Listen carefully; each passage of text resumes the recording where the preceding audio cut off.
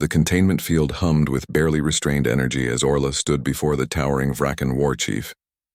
7 feet of scaled muscle and predatory grace, Alpha Commander Thrax had conquered 17 star systems. His crimson eyes gleamed with the confidence of a species that had never known defeat. "You will kneel," Thrax growled, his translator rendering the guttural Vrakan tongue into cold, precise English. "Your colony is surrounded. Your defense grid is offline. Your people have no choice but to submit." Orla tilted her head, dark hair falling across her shoulder as a smile played at her lips.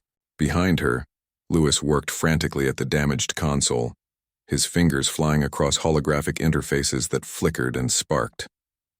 They had maybe 3 minutes before the frack and breach teams cut through the reinforced doors. "Kneel." Orla's laugh echoed through the command center. "I only kneel to bury you." Thrax's scales rippled, a Vrakan expression of amusement. "Such defiance. Your species is young, barely 3 centuries among the stars. We have endured for millennia. What can humans possibly possess that we should fear?" "Stubbornness," Orla replied, circling slowly. Lewis glanced up, caught her eye. 30 seconds. She needed 30 more seconds. "You see, Commander, your people win because you're stronger, faster, better adapted for war. But humans? We win because we're too stupid to know when we're beaten." The war chief's claws flexed. Around the containment field, a dozen Vrakan soldiers stood at attention, weapons trained on the 2 humans. The colony's last defenders had fallen an hour ago. Now only Orla and Lewis remained in the central command hub, surrounded by the wreckage of their desperate last stand. "I have studied your kind," Thrax said. "You are persistent, I grant you that. But persistence without power is merely pathetic." "Got it," Lewis shouted. The console blazed to life. Orla's smile widened. "See, that's where you're wrong. You think power is about muscle and claws and ships that can crack planets. But real power?" She tapped her temple. "Real power is knowing that sometimes you don't fight to win. You fight to make sure your enemy loses." Thrax's eyes narrowed. "What have you done?" "Lewis, how many Vrakan ships are in orbit?"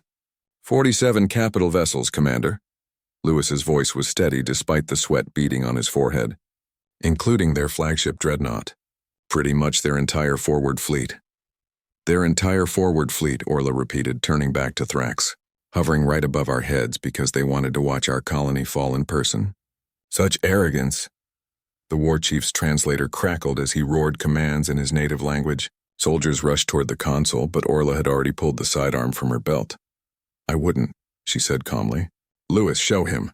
The main view screen flickered to life, displaying the colony's mining network, hundreds of miles of tunnels beneath the surface, all leading to the massive deuterium refineries that made this world valuable enough to conquer. "When we first settled here," Orla explained, "the mining corps wanted to blast through the substrate quickly. So they used fusion charges, big ones. We've been sitting on enough refined deuterium to fuel a fleet for years." She paused. "Or to create an explosion visible from 3 systems away." Thrax's scales went pale. "You cannot." "Your own people were evacuated 2 days ago through the southern tunnels," Lewis interrupted. "Every civilian, every non-essential personnel. You were so focused on our defense grid that you never noticed the transport slipping away underground. They're 50 light years from here by now. Just us left," Orla added. "And we volunteered to stay. Someone had to trigger the detonation sequence manually. Someone had to keep you distracted until your entire fleet was in position." The command center shook as the Vrakan breach teams finally cut through the doors. But Thrax raised a claw, halting them, his predatory gaze fixed on Orla with something that might have been respect. "You would die just to deny us this victory?" "Die?" Orla's laugh returned, harder this time. "Commander, dying is easy. Every species in the galaxy can die. But humans?" She gestured at the console where Lewis's hand hovered over the final trigger. "Humans will burn down the house with themselves inside rather than let you have it. That's not bravery or stupidity. That's a promise. Attack us and maybe you'll win, but the cost will be so high you'll wish you'd never heard our name." Thrax stood silent for a long moment. Around him his soldiers waited, weapons ready. The fusion charges were armed, their countdown displayed in stark red numbers on every screen. "What do you want?" he finally asked. "Withdraw your fleet," Orla said simply. "Leave this sector.